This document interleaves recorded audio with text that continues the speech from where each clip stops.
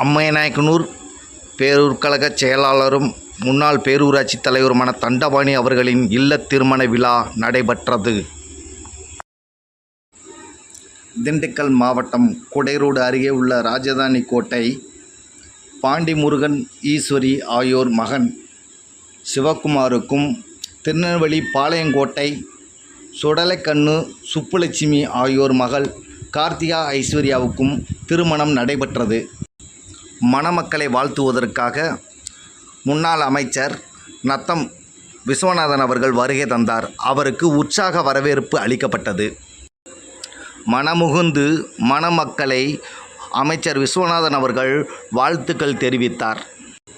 நிலக்கோட்டை தொகுதி எம்எல்ஏ தேன்மொழி சேகர், நிலக்கோட்டை ஒன்றிய செயலாளர்கள் யாகப்பன், நல்லதம்பி மற்றும் கட்சி நிர்வாகிகள் பலர் கலந்து கொண்டு மணமக்களை வாழ்த்தினர்.